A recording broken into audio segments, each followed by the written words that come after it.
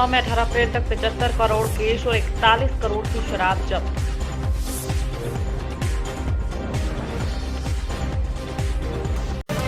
प्रयागराज में शायस्ता की तलाश में अशरफ की ससुराल मरियाडीह पहुंची है पुलिस।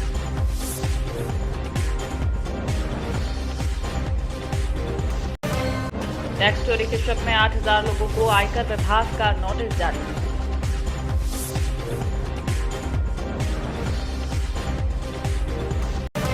बिहार में महिला इंस्पेक्टर पर हमले का एनसीडब्ल्यू ने लिया संज्ञान, डीजीपी को भेजा नोटिस।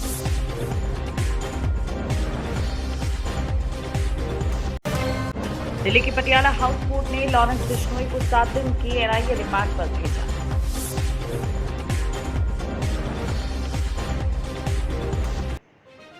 उत्तर प्रदेश में नगर निकाय चुनाव के दृष्टिगत जिला प्रशासन अलर्ट पर है। संभल पुलिस ने अवैध शस्त्र फैक्ट्री का पर्दाफाश कर एक अभियुक्त को गिरफ्तार किया है, जबकि दूसरा अभियुक्त पुलिस को चकमा देकर फरार हो गया। मौके से अवैध शस्त्र और अवैध शस्त्र बनाने वाले उपकरण के साथ बने हुए अधबने हुए शस्त्र सहित अवैध फैक्ट्री का भंडाफोड़ किया गया है। थाना नखासा क्षेत्र के रुकनुद्दीन सराय का ये मामला बताया गया है। आरोपी वकील सराय का रहने वाला है।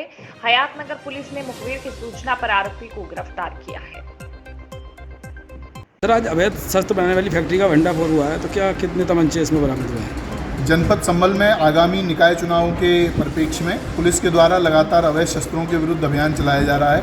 इसके अंतर्गत थाना हयात नगर की पुलिस के द्वारा आज एक अभियुक्त को गिरफ्तार किया गया है, जिसका नाम वकील है।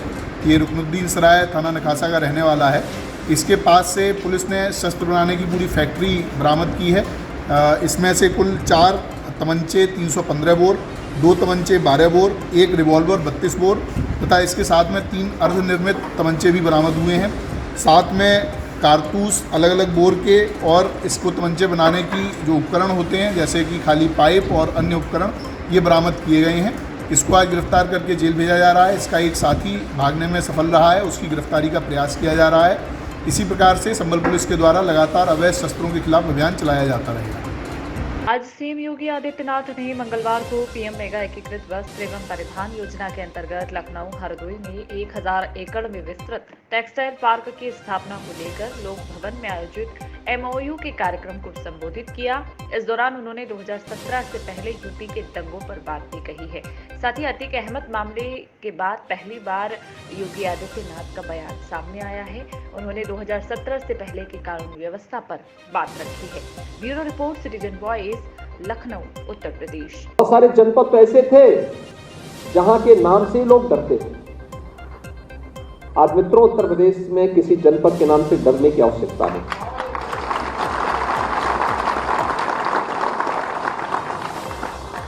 जो पहले उत्तर प्रदेश के पहचान के लिए संकट थे, आज स्वयं आप देख रहे होंगे कि उनके लिए स्वयं ही संकट बनता जा रहा है। और इसीलिए मैं आप सबको इस बात के लिए आश्वस्त कर सकता हूं, उत्तर प्रदेश ने अपनी उस दंगों के लिए, हर दूसरे तीसरे दिन एक दंगा होता था। 2012 से 17 के बीच में 700 से अधिक दंगे उत्तर प्रदेश में हुए थे। 2007 से 2012 के बीच में 364 से अधिक दंगे यूपी में हुए थे। लेकिन 2017 से लेकर 2023 में एक भी दंगा यूपी में नहीं हुआ। उत्तर प्रदेश के संभल पुलिस ने खोए हुए 8 लाख की कीमत के 51 मोबाइल फोन बरामद किए हैं। सर्विलांस की मदद से फोन बरामद कर मोबाइल स्वामियों को सौंपे गए हैं। इस दौरान मोबाइल मिलने के बाद मोबाइल के स्वामियों के चेहरे खिल उठे। पुलिस की कार्यप्रणाली की सराहना की है, तो वहीं शिकायत पर मोबाइल बरामद हो गए, इससे उनको काफी खुशी है। मोबाइल खोने के बाद तुरंत शिकायत करें। आपराधिक गतिविधियों में इसका इस्तेमाल किया जा सकता है, इस्तेमाल से बचें। और एसपी ने इस तरह के कई आवश्यक दिशा निर्देश भी दिए। संवाददाता सत्यपाल यादव की रिपोर्ट, संभल, उत्तर प्रदेश। सर, आज जनपद में खोए हुए मोबाइल स्वामियों को वापस किए गए। कुल कितने मोबाइल बरामद किए गए थे पुलिस द्वारा? आज जनपद संभल की सर्विलांस टीम के विशेष प्रयत्न से कुल 51 मोबाइल जो लोगों के खो गए थे, जिनकी रिपोर्ट लोग थाने में देते हैं, उसको लगातार प्रयास करके बरामद किया जाता रहता है। उसी क्रम में आज 51 मोबाइल उनके जो ओनर्स हैं उनको वापस किए गए। इनकी बाजारी कीमत लगभग 8 लाख है।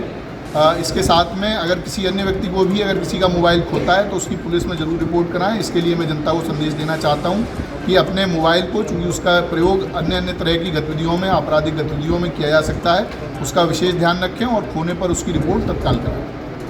अतीक अहमद की मौत के बाद कई पीड़ितों ने मीडिया से अपना दर्द साझा किया है। यूं कहें कि अपने दर्द की कहानी की दास्तान उन्होंने मीडिया के सामने और बाकी लोगों के सामने रखी है। एक वक्त था जब अतीक अहमद का नाम सुनते ही उत्तर प्रदेश में लोग कांप उठते थे, क्योंकि उन्हें अपनी और अपनों की जान के खोने का डर लगता था। लेकिन अतीक अहमद की मौत के बाद माफिया के द्वारा सताए गए लोग न केवल मीडिया और लोगों के सामने अपने दर्द की कहानी बयां कर रहे हैं, बल्कि अतीक अहमद के द्वारा उनके साथ की गई क्रूरता की यादों को साझा कर रहे हैं। Bureau report, citizen voice, Prayagraj, Uttar Pradesh. कनर की मांग इसलिए कर रहे हैं कि हमें जो है अभी मुकदमा हमारा चल रहा है और गवाही हर 14 दिन पे तारीख लगती है और जाते हैं कि जब जज घबराते हैं कि भीड़ आ जाएगी, नहीं बुलाएंगे, उसको नहीं बुला पा रहे हैं तो हम क्या है, हमें भी मार सकते हैं, ये किसी भी समय मार सकते हैं। इसलिए तोता बहुत खतरनाक आदमी है, लोग कहते हैं, और पुलिस थाना भी कहता था कि तोता बहुत खतरनाक है, जो कहे उसकी बात मान लो। मेरी ज़मीन थी, इन लोगों ने मेरा अपहरण करके ले गए और उसके बाद दर्जनों फायर किए, छत पे ले गए और उसके बाद दहशत दिए, गाली गुस्सा दिए।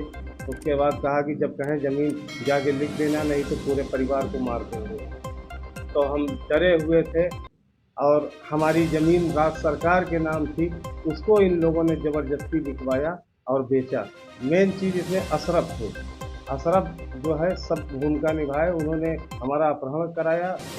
इन लड़कों से नौशाद और दीपक विश्वकर्मा, ये 2 थे और बाकी 3 लड़के और थे। सब पिस्टल लिए थे और राइफल लिए था। नौशाद ने कहा कि गाड़ी बैठो नहीं तो कुंदा मारेंगे राइफल की। उसके बाद अपहरण करके ले गए और मेरा जो है पूरी ज़मीन मेरी बिचवाए और पैसा ले गए, 55 लाख रुपए ले गए ये लोग। और अतीक अहमद के पास भी हम गए कि ये गलत किया हमारे साथ, इसको कहीं मना करिए इन लोगों को।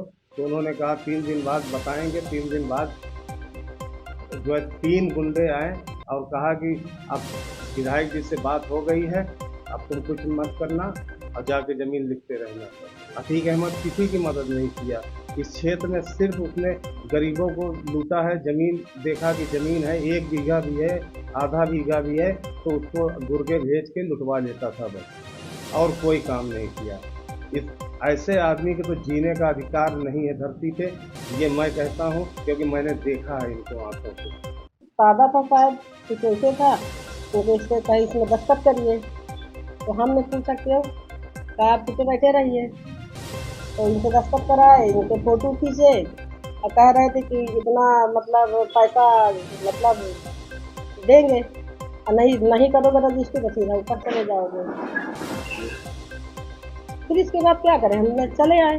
फिर हम लोग बहुत पुलिस बहुत दौड़े, हर जगह थाना करैली, जहाँ जाना जहाँ जाते थे हमारी कोई सुनवाई नहीं। हाँ गए थे, मिले थे हम, कुछ नहीं हुआ। शायद जाइए बताएंगे। फिर जो है ना गुंडे भेज दिए, हमारे दरवाजे में रोज आते थे, गाली गुस्सा देते थे, कहते थे चलो रजिस्ट्री करो, नहीं मार देंगे, ये करेंगे वो करेंगे। तो क्या करें भाई, अपने बच्चों का देखें कि चलो कुछ देखें हम।